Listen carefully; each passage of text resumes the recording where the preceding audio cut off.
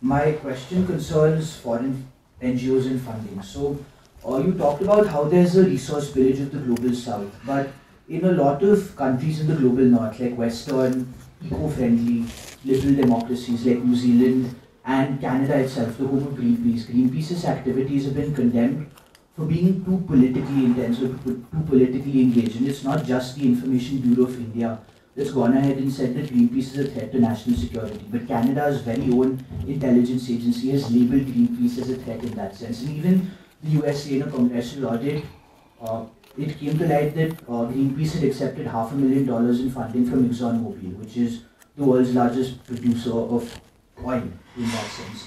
And in light of all of this, and we know that Western nations use NGOs as a foreign policy tool, whether overtly or covertly. So in light of all of this, do you really think that we should allow these NGOs, and they're not small entities, they're very powerful entities with multi-million-dollar coffers and a lot of clout. Should we allow these entities with questionable funding and questionable intentions that have been questioned elsewhere to have a larger say or such a large impact on our country's internal affairs? Not to sound nationalistic. So, yeah. Do you remember all the questions? Yeah, I'll go from the last one and then go to her, and then I'll come back to your question because these two are linked somewhere.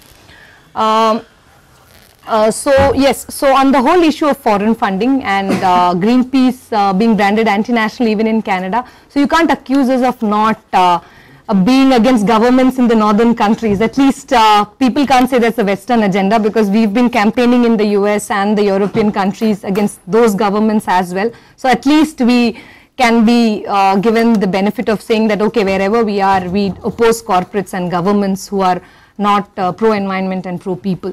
So yeah, so in Canada, why were we branded as anti-national? Our work in Canada has been mostly around saving the Amazon forests, which is the largest rainforest of this world, you know, and we've been working with indigenous communities there in protecting their livelihoods and saving those forests. Unlike in Singrauli, where we are fighting mining, there huge tracts of Amazon forests are being cut down for logging, you know, that's the major threat. So yes, that's what we've done historically. We ran some 16 years of campaign, you know, in saving the Amazon patch, one patch of the Amazon forest with communities there basically. And now particularly we have the Canada government said we are anti-national, and they were in the process of putting in a ban for Greenpeace there, because they basically wanted to ban organizations that are working on climate change, and say that anybody who is working on climate change, and we'll talk about reduction of emissions, carbon emissions within the country, will come under the thing of anti-national, because what Greenpeace does across the globe is we believe that global carbon emissions cause climate change, and we are against it, and we believe that each country needs to reduce its carbon emission, and if you are going on this path of development with adding more industries, it will keep on adding more you know, carbon emissions. So somewhere you are against the industry even on that whole front basically. So that is one of the reasons why we were, you know, there was this whole move to ban Greenpeace in Canada, which is of course Vancouver is where, you know, where we began, you know. The whole thing of foreign funding, you know, it's strange, you know, why we are talking about, you know, how much the total funding of NGOs from foreign sources amounts to.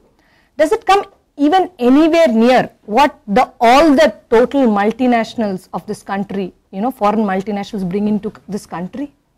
Does it come anywhere near it? World Bank money, does it come anywhere near?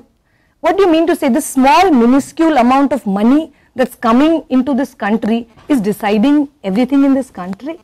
No. Let's be very you know, sure about it. The other thing is, why double standards? That's my major question. When we talk about foreign funding and we, you know, shout from the roof, what we don't understand is, you're okay with FDI coming into this country. What you said is that there is an agenda behind the money, right? Yeah, yes, could be. I know that there is an agenda. Greenpeace definitely has an agenda to save this planet. Greenpeace definitely is trying to protect the environment. We are very political, you know. We have agendas, and let me say that very clearly here.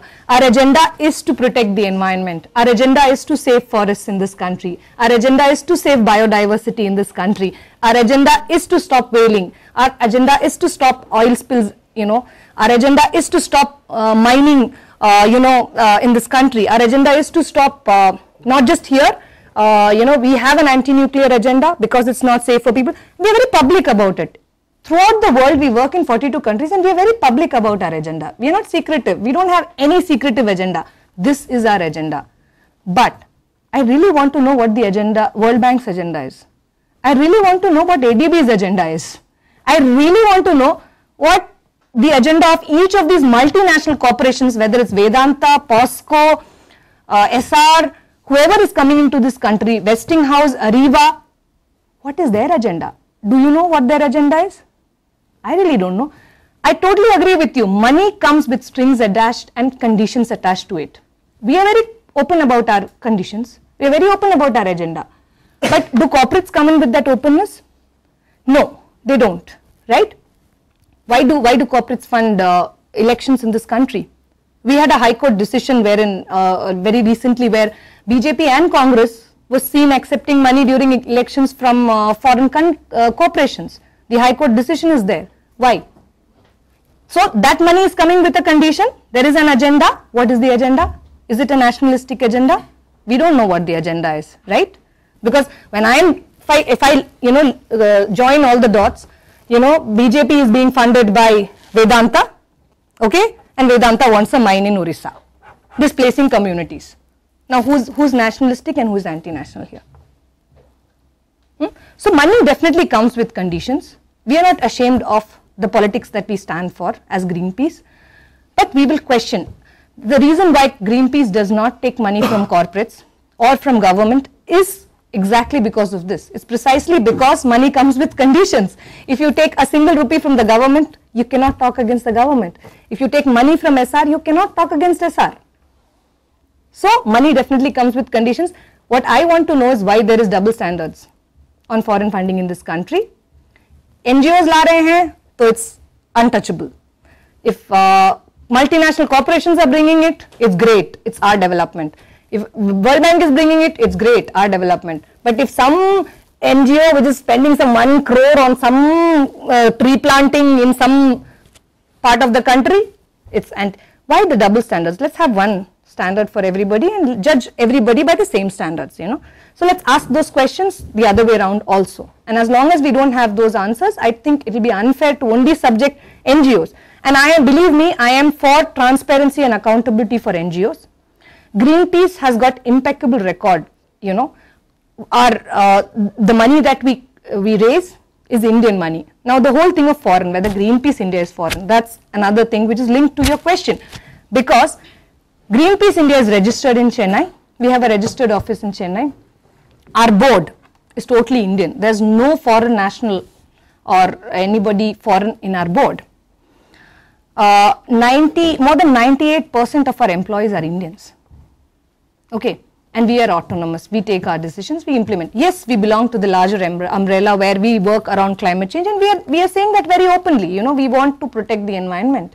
We want to save forests, whether it's Amazon, whether it's Indonesia, whether it's Mahan. That's our politics. So, Greenpeace India is not foreign. We raise 74% of our funds from this country. Indians give us 74% of the money.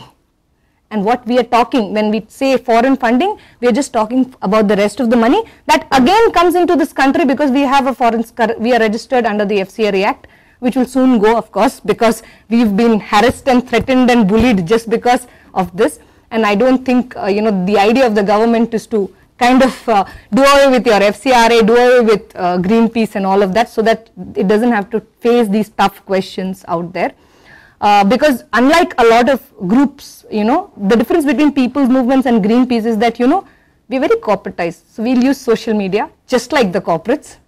We'll use, all those avenues. So they see us as a smart campaigning group, unlike somebody who's just, so when we are fighting on the ground, we are fighting legal battles, we are doing advocacy, we are using social media, you feel threatened. You really feel threatened because we are playing the game, according to your rules. We know how to play that game.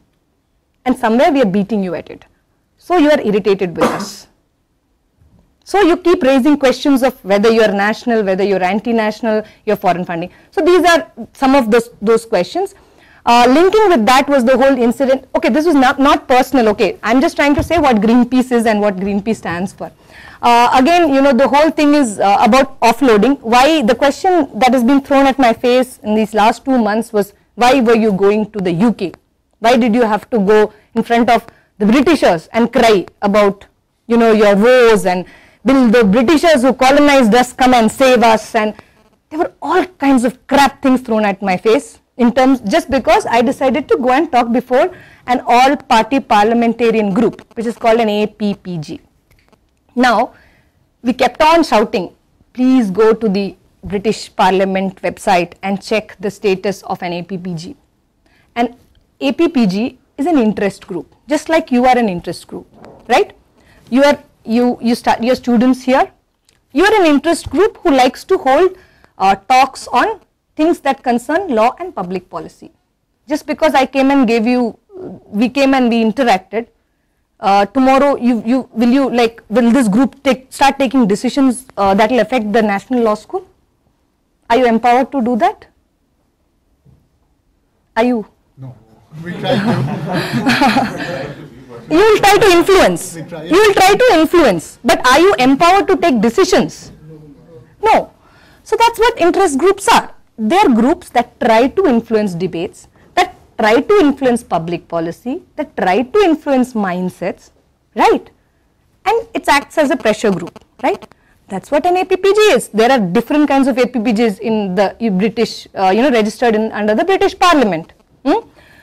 I was going to talk to the Tribal Affairs APPG, which was headed by a British MP, and there were some 20 people, and we didn't even have too many confirmations from them. But the chair of that group was very, very interested because of the Niyamgiri case and all. He was very interested because he wanted to talk about communities' right to, consent, and he wants to talk about it globally, and how India is pioneering in it. I was wanting to go and tell them that, look what happened in Niyamgiri, communities decided. That's how and linking it with Mahan, of course, where we say that yes, if you did it in Niyamgiri, in Mahan also you have to follow the same process. So we were going there. And why the British group? That's another question. See, SR is registered in the London. It's registered in the UK. Shashi Ruya is Indian. But the company is not registered in India. Let's get our facts very clear. We are not registered in this country. SR is not registered in this country. SR is registered in the UK, in London. And up until mid last year, SR was enlisted in the London Stock Exchange. It was delisted only mid last year. We all know, we are all law students here. We understand what it means to be registered in a country, what it means to be enlisted in the stock exchange of a country. If SR is enlisted in the stock exchange in London, SEBI cannot hold them liable for any violations because they are not registered here. If you are a company registered here under laws of any violation, whether it's human right or whatever violation you do, whatever ethical, unethical thing you do, you can be held only accountable in your home country where you are registered, right? So I don't understand this whole debate about why were you going to UK. We were going to UK because there is evidence this company is registered there. And the entire shareholders, the investors are out there. I'm very public about it. I want to tell them what a company registered in your land is coming to my country and doing. You're doing forgery to take away forest land. You're threatening tribals. Just because they're standing up for their rights, you're saying ghar se ghaseet ke gala kaat denge. That's gross human right violations. And I want to tell them that this company registered in your country is not a great company. And yes, we had a name, was to tell them this. And we were just talking and there was no deposition. Because I am saying this very clearly because I have deposed before a parliamentary standing committee in India when the nuclear liability bill was happening. I've physically gone, taken an appointment and physically gone and deposed before the Parliamentary Standing Committee on Environment and Forests in this country. So I know very well what a deposition means. You have to submit a written format, you have to make a presentation. 31 members from all parties were present and there was a format and there you go and give evidence. I've done that. So I totally understand what a deposition means. I was not going to depose. I was interacting with an interest group. So I don't understand as a citizen of this country, in living in this globalized world, I have the right to, express my opinions, and there's enough law in this country that is, which has been supported by Supreme Court judgments like Menka Gandhi, which says that you have a right to, peacefully propagate your opinion. So what if it's against the ruling party or ruling government? You have a right to travel abroad and say, and all this is really immaterial, in this world where I can write a blog, that blog can get carried. So will I be held as anti-national because my blog was read by somebody in Canada or UK and my blog was against India and the development paradigm in this country? It's ridiculous, right? I can hold a Skype call. Technology is advanced so much where so the thing is, in globalized world, you keep talking about the great things about globalization, but the government forgot that there are these things also about globalization, Today you can't say that, okay, I'll kind of insulate India, you can't travel beyond geographical boundaries, it's insulated against all forms of opinion traveling out of this country. No, it's not insulated. It's ridiculous. So the reason I was going there was to interact with this interest group that was APPJ. Now, and it's so funny because I remember when I was going, we didn't even think it was a big affair, So we were like, oh, chalo, yeah, we'll go, it's going to be cold, but still let's go and at least tell them about this, that.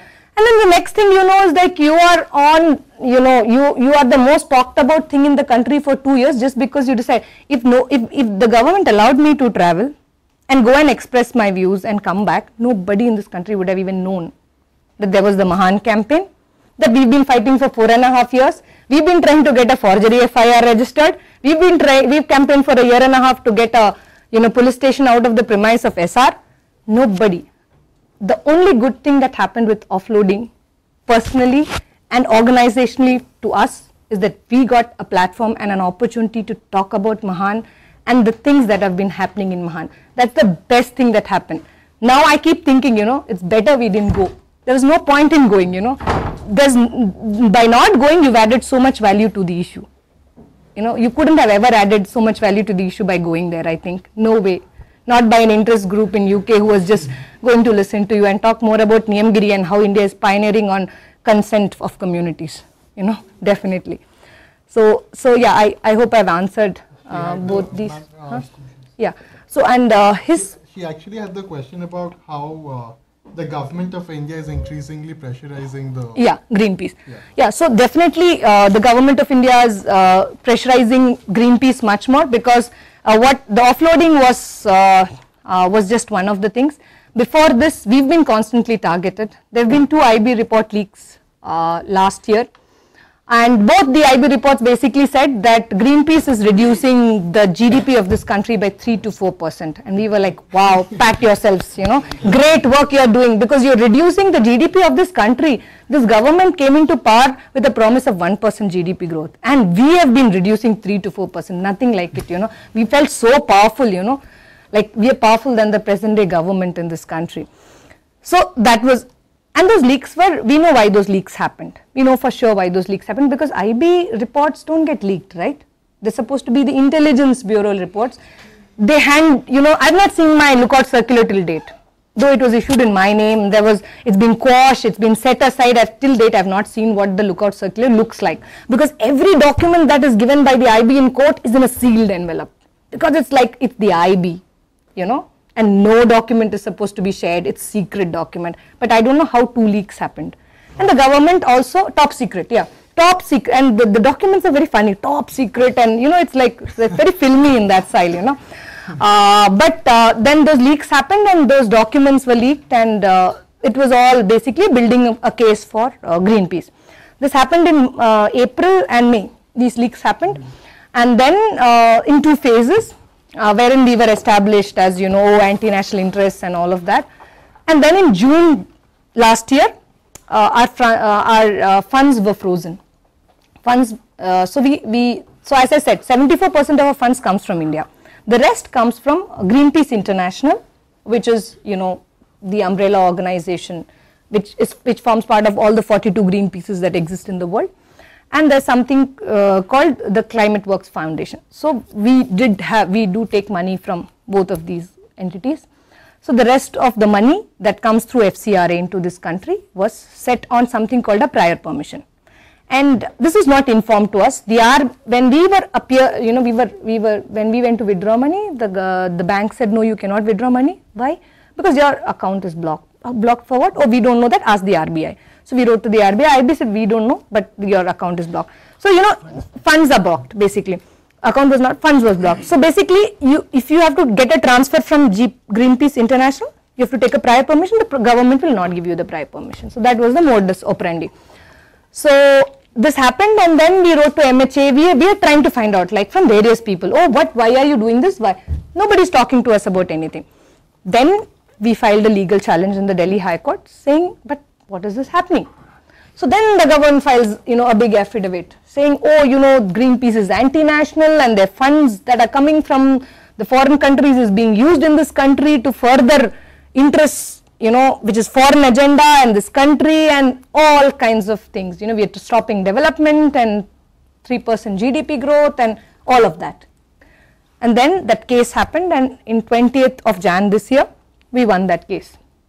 The courts basically said that there is no evidence on record to prove that they are anti-national. It's a sweeping argument, like who's anti-national based on what, And they basically said, oh, there is FCRA violation and this and that, but they didn't have any evidence to prove all of this. And because they didn't have any evidence to prove it, the court basically said, no, their funds have to be opened up. And since Jan, we've been able to access Greenpeace International funds in this country, and we've been using it. Okay, and then came the offloading.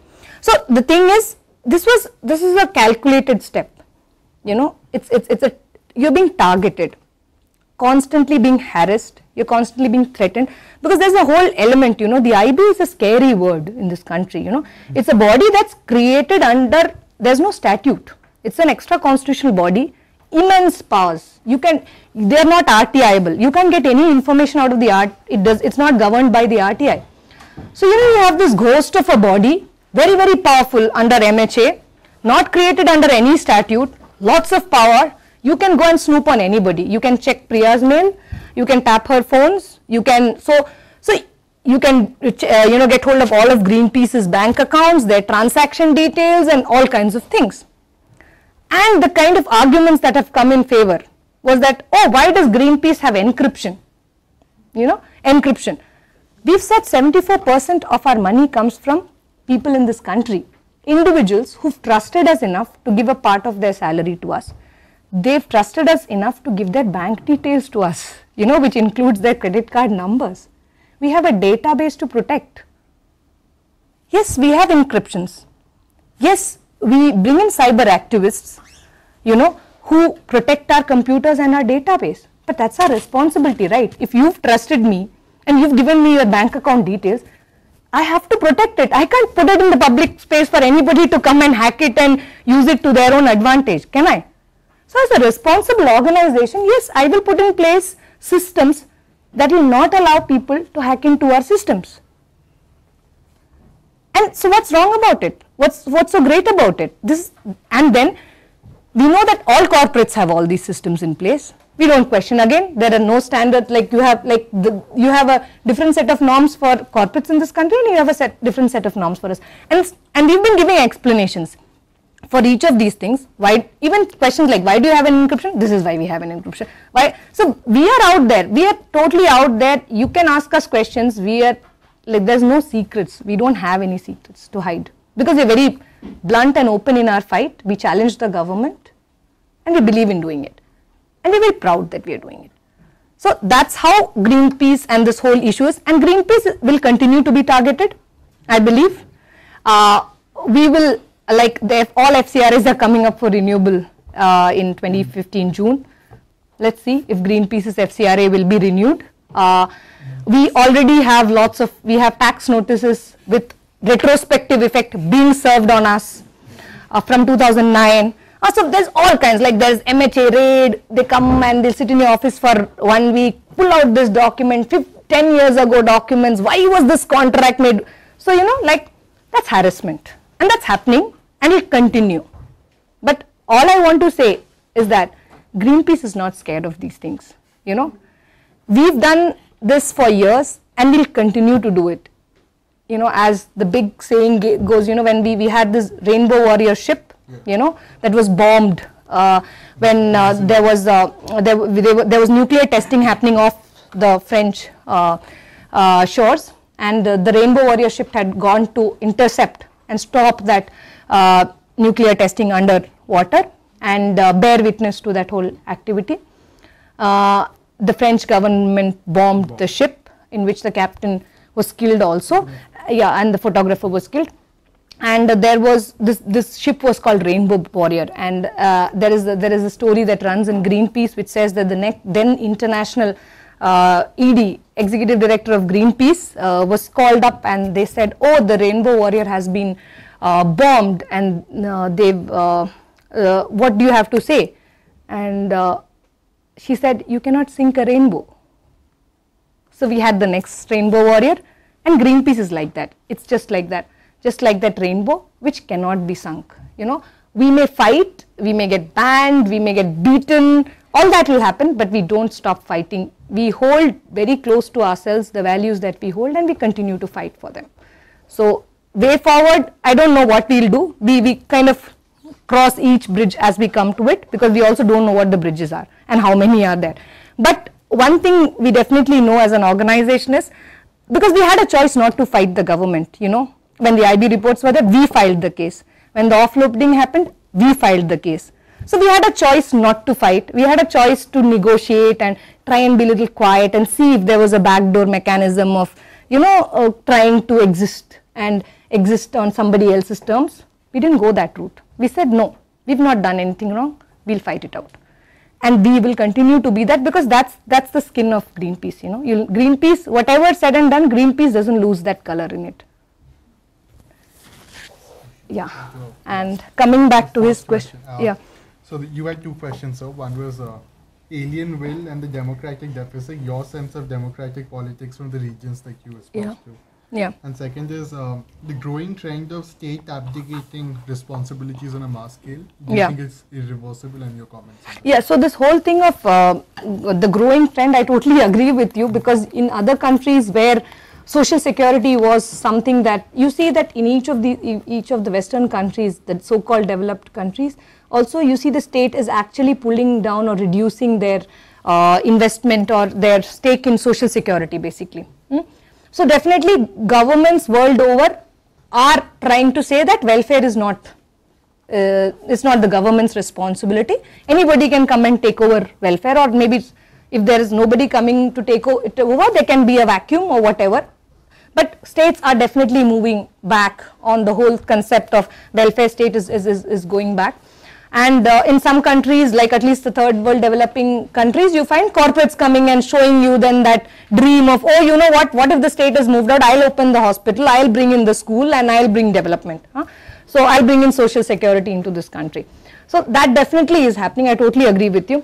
In terms of democratic representation of people in Mahan, we had like, right now we had elections in Mahan, you know, and because Greenpeace has a political stand, you know, but we are not part of any, we are an apolitical organization. We don't link with any particular political group or stand by or nor accept donations from political groups.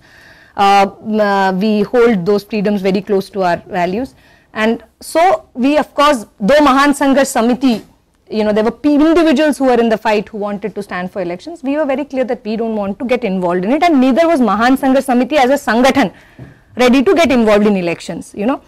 But the interesting thing was, all the people who won in Mahan stood individually. There was nothing to do with either Mahan Sangharsh Samiti or Greenpeace. But what's interesting is all the people who won elections, Panchayat elections in Mahan, the people who had stood up for forests there. As opposed to, so somewhere I think, you know, there is that decentralization and the democratization of the process. But if you look at another level, the local MLA is BJP. The center is ruled, state is ruled by BJP, the center is ruled by BJP, the MPs also, but they come with company officials. So you've got votes from these villages, you know, this is your constituency, you stand up for this constituency, you speak for the rights of communities in this constituency, yet when they came for a meeting, people in Mahan Sangharsh Samiti asked them that आप विधायक बन के आए हैं तो ये company वालों को क्यों लेके आए हैं? Because they were surrounded by Hindalco and SR officials when they came to meet Mahan Sangharsh Samiti. And the first thing they said was, Greenpeace बाहर जाइए, हम अपने लोगों से बात करेंगे. So the अपने लोग came and they said, but you know, like what is it that you're doing for this region? So somewhere, Mahan Sangharsh Samiti has got supporters of AAP. Mahan Sangharsh Samiti has got supporters of BJP, people who voted for BJP. It has also got people who voted for the left and people who voted for Congress. But Mahan Sangharsh Samiti is very, very clear. All that, theek hai, you can vote for what you want, that's a different politics altogether, but when it comes to their forests, their rights, the politics is only forest. The politics is not Congress, the politics is not BJP, the politics is not AAP, the politics is not left. The politics is Hamara Jungle, Hamara Adhikar. And we are very clear about that. And the fight is very clear about that. It's a very, it's a very strange situation. That's the reason why you find that the Tribal Affairs Minister stands up against dilution in this country. Because he comes from the land of POSCO. His constituency is where the POSCO fight is. So, there are people who are very, very connected, democratically, they feel very, responsible as elected representatives. I've known so many elected representatives who've stood up against their own political parties because they've said that I come from this constituency and people in my constituency want this or don't want this. And I stand with the people who elected me, I don't stand with you. I'm willing to give up my place. I've known political people who've been elected.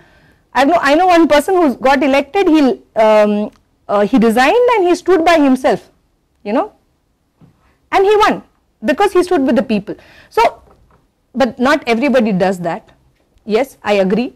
But it's a very, what do you call, I don't have a straight answer for it, but at least in Mahan we know that the politics of the region for now is forests and saving the forest. So whoever comes, and the other thing is, people in the fight are also very conscious of not politicizing the fight. They are very conscious. So for example, somebody who's gone to jail for the fight will be given a big welcome, whereas a local BJP neta or a Congress neta will not be given that welcome. Because for the fight, Akshay is a big hero, because they keep saying, you came from the city and you got arrested for us and you got beaten up by the police for us, you did all this for us. So they're willing to see Akshay as a hero, as opposed to an MP or an MLA who will come to talk to them. They are like, but what do you have to, you tell us what you will do for the forest, and if you can't do anything for the forest, goodbye. So I think that ways, people are very political. They know what to, where to stand, because they've been fooled enough. That region has seen displacement and mining for 30 years. So they know what to stand by. They know that otherwise they'll just become another bunch of people who are displaced with no rights, holding these agreements on paper like Amravati did, and continuing to say that, mujhe pension do, mujhe bhatta, berozgari bhatta do, give me unemployment allowance, and nobody will even bother to come and give you anything. So they understand that. I don't know whether I've answered your question.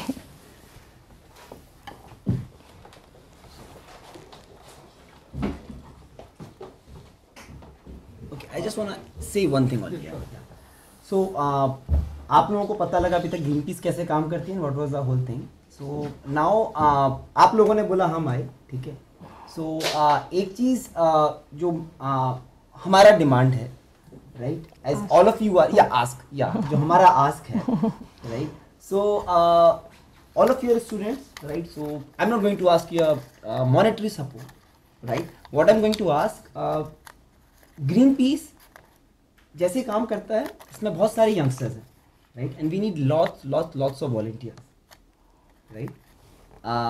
Y, because अभी जैसा उन्होंने पूछा कि आगे क्या होने वाला है, आगे यही होने वाला है कि might be we will not have a office also, right. So we need people like you, right, जो वॉइस बन सकें, राइट, जो कम से कम आ सकें, अपना टाइम दे सकें और कम से कम एक बार महान आ सकें, राइट. यहाँ पर अभी आपने सिर्फ एक वीडियो देखा कि महान क्या है, ठीक है, लेकिन महान एक्चुअली क्या है.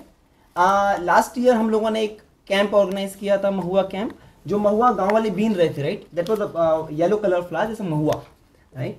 तो 25 से 30 लोग students actually all from all over India, some law students, media people, from test everywhere they came and they stayed there for 20 days. They picked mahua, right. उन लोगों ने 3 कुंटल महुआ पिछले साल इकट्ठा किया था और गांव वालों ने बोला था कि हम आपको पैसे तो नहीं दे सकते हैं, महासंघर्ष समिति को वो मतलब can give a big amount. They every जब भी हमारा मीटिंग होता था कि बस स्मॉल अमाउंट, राइट. लेकिन अगर आप चाहें तो आप हमारे महुआ के पेड़ पे महुआ बीन सकते हैं. तो हमने बोला हम तो 5 लोग हैं, हम कितना महुआ बीनेंगे. तो हम लोगों ने लोगों से पूछा, 25-30 लोग वहाँ पर आए. सो दे हैव कलेक्टेड 3 कुंटल महुआ और अभी हम लोगों ने 11 तारीख को उसको बेचा है. So we got 8,500 rupees from whatever जितना भी महुआ उससे हुआ था. So I am not asking you for come and pick mahua, but if you want you can come, right. लेकिन कम से कम अपना कुछ समय आप लोग दीजिए जिससे आपको एक कनेक्ट हो सके एंड देन उसके बाद हम लोग एक बार बात कर सके कि डेवलपमेंट क्या है. क्योंकि मैं एक चीज़ अपने बारे में बताना चाहता हूँ कि 4 से 5 साल पहले I was a management student. Okay, so you know the all the money and all the profits. मेरे भी कई ड्रीम्स थे, राइट, जैसे एक यंगस्टर्स के होते हैं, राइट. मेरी भी डेवलपमेंट की परिभाषा बहुत अलग थी महान में घुसने से पहले, राइट. लेकिन Mahan have changed me a lot. I was head and now I am a tail, right.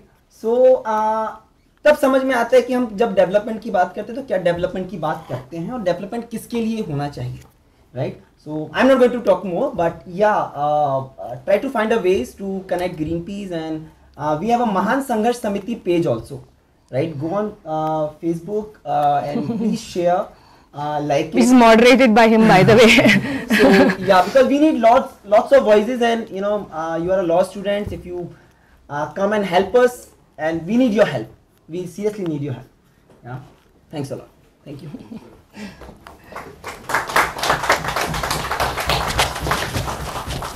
Thank you, sir. Thank you, ma'am. I think we should end on a note that we are staring at a very impoverished definition of national security, which does not involve preservation of one's natural resources. So a really perverted sense of national security that we're staring at. And when the engines of when globalization is used by someone else, we tend to get very uncomfortable. I mean, that's quite evident from the kind of allegations being faced by Greenpeace. But thank you so much for coming and talking to us. On behalf of Public Law and Policy Discussion Group, I would love to present you three with mementos of our appreciation. Thank you.